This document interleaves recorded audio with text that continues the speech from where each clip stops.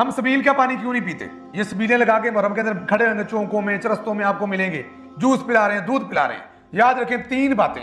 پہلی بات، ہم یہ پانی اس لیے نہیں پیتے، یہ سبیل کا پانی اس لیے نہیں پیتے، یہ جوس اس لیے نہیں پیتے کیونکہ یہ غیر اللہ کے نام کا تقسیم ہوتا ہے۔ کہتے ہیں حضرت حسین کے نام کی ہم نے سبیل لگائی ہوئی ہے، حضرت حسین کے نام کا ہم تقسیم کرتے ہیں۔ یاد رکھیں یہ مالی عبادت کے اندر شرک ہے۔ مال تقسیم کیا جائے گا تو صرف اللہ کی رضا کے لیے کیا جائے گا، صرف اللہ کو راضی کرنے کے لیے کیا جائے گا، اللہ کے نام پہ ذبح کیا جائے گا، اللہ کے نام پہ دیا جائے گا۔ جب غیر اللہ کے نام کا دیا جائے گا تو یہ مالی عبادت میں شرک ہے اور یہ شرک حرام ہے۔ بسم اللہ الرحمن الرحیم۔ آپ سن رہے تھے ایک وہابی مولوی کو، کہتا جی آپ یہ جو سبیلیں لگی ہوتی ہیں ماہ محرم کے اندر، وہ سبیلیں جو ہیں وہ لگانا شرک ہے اور حرام ہے۔ وجہ کیا ہے کہ وہ امام حسین کے نام کی یا کسی بھی اہل بیت کے فرد یا صحابی کے نام کی لگانا سبیل جو ہے وہ حرام ہے۔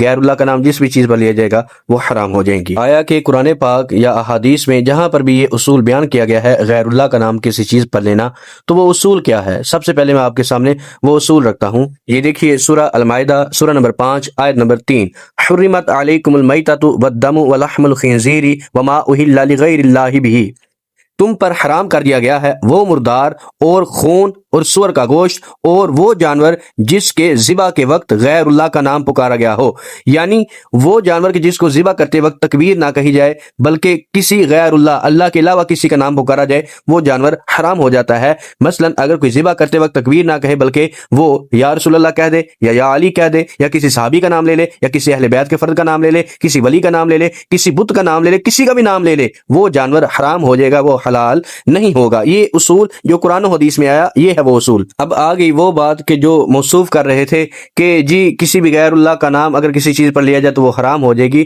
تو آیا کیا جو پانی ہے تم لوگ پانی کو پہلے ذبح کر کے پھر تقسیم کرتے ہو؟ یا جو لنگر تقسیم کیا جاتا ہے، نان یا دلیم کچھ بھی، وہ پہلے ذبح کر کے پھر تقسیم کیا جاتا ہے؟ نہیں، تو پھر یہ اصول کہاں تم بٹھا رہے ہو؟ اور اگر تمہارے نزدیک اصول یہ ہے کہ کسی بھی چیز پر اللہ کے علاوہ کسی کا نام لیا جائے وہ حرام ہو جائے گی، تو پھر چند ایک مثالیں میں آپ کے سامنے الزامی طور پر رکھتا ہوں، ان کا جواب دیجیے۔ اگر یہ مولوی صاحب کوئی جگہ لیتے ہیں، کوئی پلاٹ لیتے ہیں، کچھ بھی یعنی لیتے ہیں، تو اب اس کی جو رجسٹری ہوگی وہ یہ اپنے بیٹے کے نام یا اپنے نام کرواتے ہیں، تو کیا یہ شرک ہو جائے گا اور وہ جگہ حرام ہو جائے گی ان کے لیے؟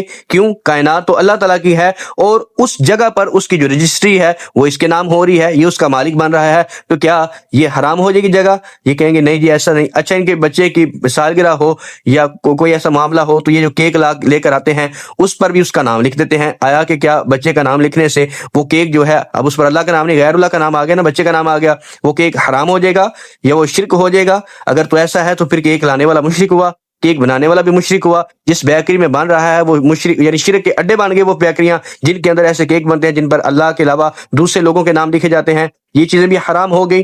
پھر اگر دیکھا جائے تو یہ جب قربانی کرتے ہیں کہتے ہیں یہ قربانی یہ میرے والد صاحب کے نام کی ہے، یہ میرے نام کی ہے، یہ میرے بیٹے کے نام کی ہے یا میرے والد صاحب کی طرف سے ہے، تو کیا یہ قربانیاں بھی حرام ہو جائیں گی؟ اگر یہ کوئی موٹر سائیکل کوئی بائک لیتے ہیں اور وہ بھی یہ اپنے نام کرواتے ہیں، یا کوئی گاڑی لیتے ہیں اپنے نام کرواتے ہیں یا اللہ کے نام کرواتے ہیں، اپنے نام کرواتے ہیں نا، تو جب اپنے نام کروائیں گے تو غیر اللہ کے نام آ گیا اس گاڑی پر، اس بائک پر، وہ بھی حرام ہوگی۔ بلکہ جب کسی کمپنی نے اپنا لوگو لگا دیا اس پر تب بھی غیر اللہ کا نام آ گیا، وہ بھی شرک ہو گیا اور اس پر سواری کرنا بھی حرام ہو گیا ان کے لیے۔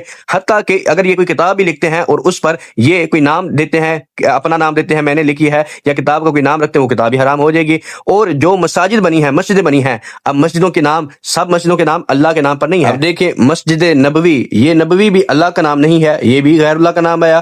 پھر مسجد ابوبکر اور مسجد عمر بن خطاب، مسجد علی بن ابی طالب، ایسے ہی آپ مکہ میں دیکھ لیں تو مسجد بلال بھی موجود ہے، ایسے ہی مدینہ میں اس کے علاوہ دیگر علاقوں میں بھی جیسے مسجد عریش یا مسجد قباء اور مسجد قبلتین۔ پاکستان میں کتنی ایسی مساجد ہیں جو اللہ کے نام پر نہیں ہیں بلکہ اولیاء اللہ کے نام پر یا صحابہ کے نام پر یا رسول اللہ صلی اللہ تعالی علیہ وسلم کے نام پر مسجدوں کے نام رکھے گئے ہیں، تو وہاں پر بھی غیر اللہ کا نام آ گیا۔ ان مساجد پر کیا حکم لگائیں گے؟ یہ آ جا کر ان کو اپنے اس اصول سے پھرنا پڑے گا اور ان کو ماننا پڑے گا کہ غیر اللہ کا نام کسی چیز پر آ جانے سے وہ چیز حرام نہیں ہوتی، بلکہ کسی چیز کی ذبح کے وقت غیر اللہ کا نام لیا جائے تو تب وہ چیز حرام ہوتی ہے۔ تو اب جو مین اصول ہے وہ سمجھیے کہ جو کوئی پانی تقسیم کرتا ہے یا کوئی کھانا تقسیم کرتا ہے تو وہ اگر کہتا ہے نا کہ یہ فلاں کے نام کی، تو اس کا مقصد کیا ہوتا ہے؟ اس کا مقصد ہوتا ہے کہ اس کا جو ثواب ملے گا وہ میں فلاں کو اصال کروں گا، یعنی یہ اس کا ثواب فلاں کے لیے ہے۔